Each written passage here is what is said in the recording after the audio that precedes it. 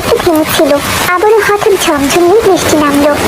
বৃষ্টি দেখে ফাতেমা তার আম্মুকে বলল, আম্মু, আজকে একটু খিচুড়ি রান্না করো না, বৃষ্টির দিনে খিচুড়ি খেতে কি যে ভালো লাগে। মাশাআল্লাহ ফাতেমা, একদম আমার মনের কথাটা বলেছো। আমারও খিচুড়ি খেতে খুব ইচ্ছে করছে। সবাই দেখছি খিচুড়ির আবদার করছে, তাহলে আমি কেন বাদ থাকবো? আম্মু, আমিও তোমার হাতে রান্না করা গরম গরম মজার খিচুড়ি খাবো। বৃষ্টির দিনে গরম গরম খিচুড়ি খেতে কি যে ভালো লাগে। আচ্ছা আচ্ছা, ঠিক আছে, আর বলতে হবে না। আমি বুঝে গেছি তোমরা খিচুড়ি খাবেই খাবে, কারণ বাইরে বৃষ্টি হচ্ছে। বাইরে বৃষ্টি হলে তোমাদের খিচুড়ি তো খেতেই হয়, সেটা আমিও ভালো করে জানি। এজন্যই খিচুড়ি রান্নারই প্রস্তুতি নিচ্ছিলাম। তোমাদের সবার ভালো মন্দ দেখাশোনা করাই যে আমার দায়িত্ব। আলহামদুলিল্লাহ, আমার সোনা আম্মু, আমাদের কিছু বলেই দিতে হয় না। কি করে যে আমাদের মনের কথা বুঝে যায়। ফাতেমা, ওমর, তোমাদের কখন কি খেতে মন চায় সেটা আমি খুব ভালো করেই জানি। এই জন্যই তো আমি আগে থেকে খিচুড়ি রান্নার প্রস্তুতি নিচ্ছি। এখন তোমার আব্বুর সাথে ইসলামিক বিষয় নিয়ে আলোচনা করো। আমার খিচুড়ি রান্না শেষ করতে মাত্র 8 ঘন্টা সময় লাগবে। আচ্ছা ঠিক আছে আম্মু, আসসালামু আলাইকুম। ওয়ালাইকুম আসসালাম। এরপর আয়শা চলে গেল কিচেন রুমে খিচুড়ি রান্না করতে। আর ওমর আর ফাতেমা ওর বাবার সাথে ইসলামের নানা খুঁটিনাটি বিষয়ে আলোচনা শুরু করলো। এদিকে ওই মহল্লায় আব্দুর রহিম নামের এক গরিব দিনমজুর বাস করত।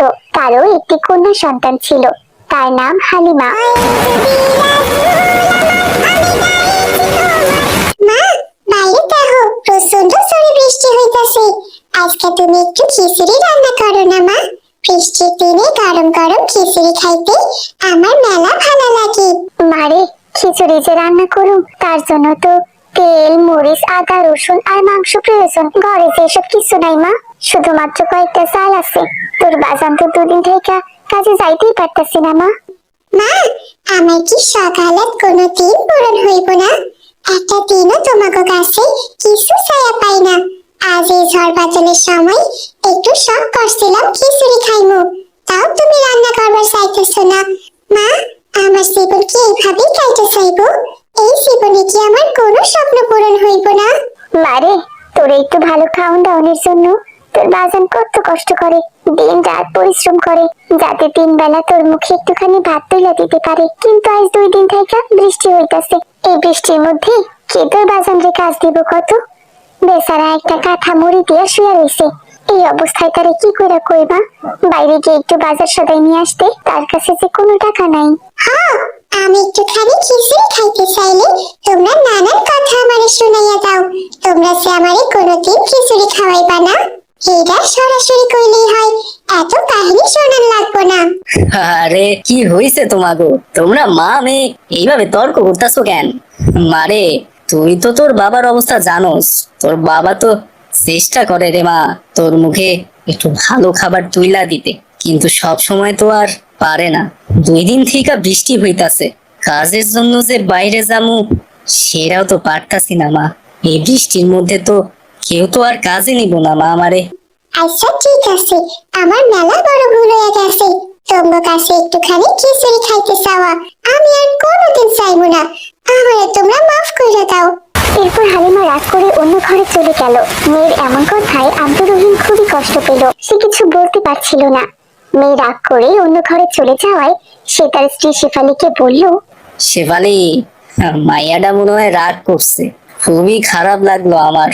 বৃষ্টির দিনে গরম গরম খিচুড়ি খাইতে কার না ভালো লাগে কাও? আমারও তো খিচুড়ি খাইতে ইচ্ছা করতেছে।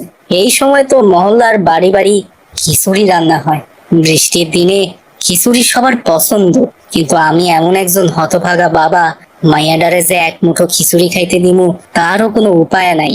আপনি মন খারাপ করেন না, একটু পরে মায়ের রাত ভাঙিয়া যাইব। আপনি যান, নিশ্চিন্তে যান।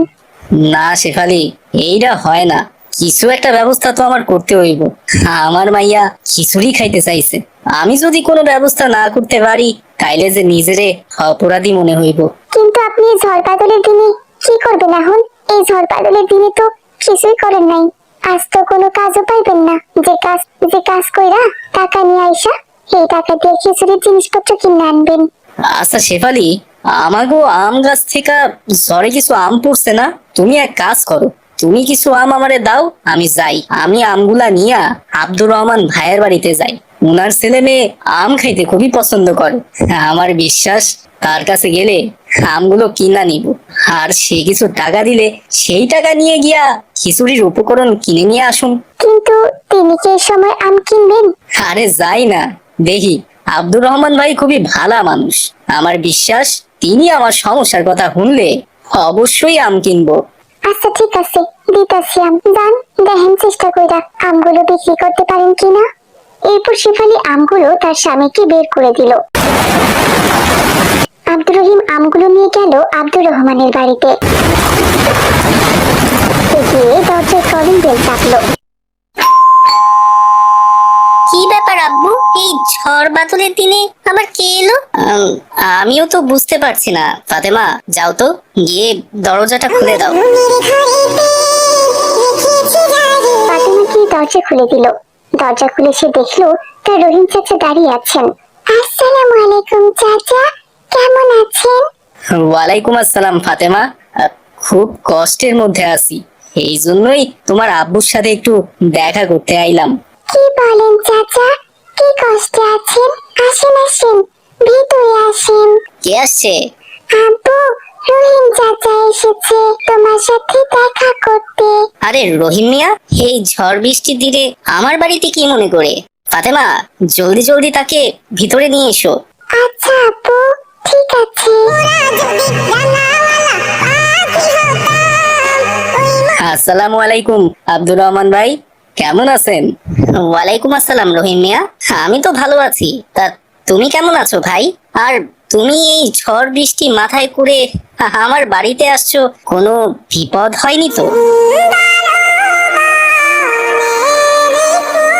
আসলে আব্দুর রহমান ভাই, বিপদে পইড়াই আপনার কাছে আইছি। আপনি তো জানেন আমরা গরিব মানুষ, 2 দিন ধইরা ঝড় বৃষ্টি হইতাছে, কোনো আয় রোজগার নাই, বাড়িতে 4টা চাল ছাড়া আর কিছুই নাই। সেইদিকে মায়াটা বায়না ধরছে বৃষ্টির দিনে নাকি খিচুড়ি খাইব। হ্যাঁ তো কইরা বুঝাইলাম, ভাত রান্না কইরা পানি দিয়া পান্তা কইরা খা, কিন্তু মাইয়াটা মানতে চায় না, সে খিচুড়িই খাইব। কিন্তু ঘরে টাকা পয়সা নাই, বাজারও করতে পারতাছি না, তাই কিছু আম নিয়ে আইলাম। আপনি যদি কিনা নেন তাইলে আমি সেই টাকায় খিচুড়ির উপকরণ কিনা নিয়া যাইতে পারুম ভাই। হায় আল্লাহ, কি বলো রহিম মিয়া, তুমি এত বড় বিপদে পড়েছো? তোমার টাকার দরকার আর এজন্য তুমি এসেছো আমার কাছে? তার জন্য আম লাগবে না ভাই, টাকা আমি এমনিই দিচ্ছি। ছোট মানুষ বৃষ্টির দিনে খিচুড়ি খাবে, এটাই স্বাভাবিক।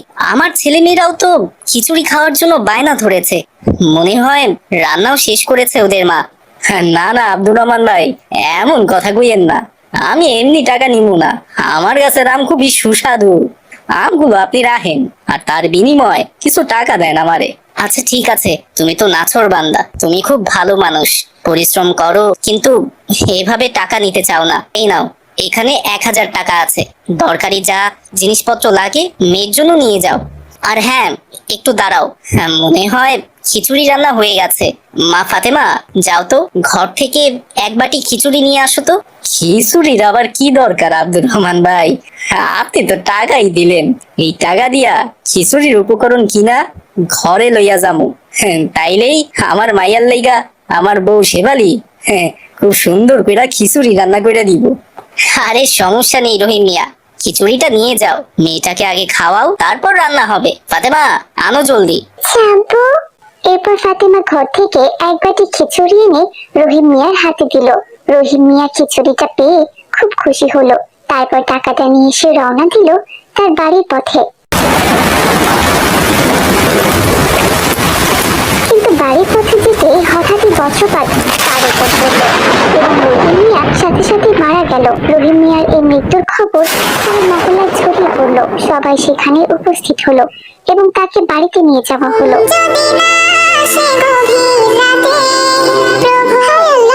আমার বাবার কি হয়েছে?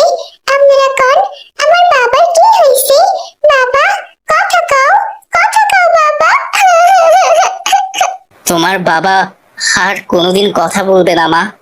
বাবারা তাদের সন্তানদের খুব ভালোবাসে। তোমার বাবা ঝড় বৃষ্টি মাথায় করে আমার বাড়িতে গিয়েছিল আম বিক্রি করতে, যেন সেই আমের বিনিময়ে আমি কিছু টাকা দিই এবং সেই টাকা দিয়ে তোমাকে সে খিচুড়ি খাওয়াবে বলে। কিন্তু তোমার বাবা আর তোমাকে খিচুড়ি খাওয়াতে পারলো না মা। এই দেখো, আমি তাকে এক বাটি খিচুড়ি দিয়েছিলাম, সেটা এখনো তার হাতে। হায় আল্লাহ, এ আমি কি করলাম? বৃষ্টির দিনে খিচুড়ি খাইতে ভালো লাগে, এই জন্য বাবার কাছে খিচুড়ি খাইতে চাইছিলাম। কিন্তু বাবা সেই খিচুড়ির জন্য আমার একা করে দুনিয়া ছাইরা চলে যাইবো, সেটা তো আমি জানতাম না। বাবা, তুমি আমারে মাফ করে দাও। আমার জন্যই তোমার। হ্যালো বন্ধুরা, আজকে আমাদের ভিডিওটি আপনাদের কেমন লেগেছে? ভিডিওটি ভালো লাগলে চ্যানেলটি সাবস্ক্রাইব করুন, ভিডিওতে লাইক দিন, কমেন্ট করুন এবং ভিডিওটি আপনাদের বন্ধুদের মাঝে শেয়ার করে দিন। এরকম নতুন নতুন মজার ভিডিও পেতে আমাদের সাথেই থাকুন।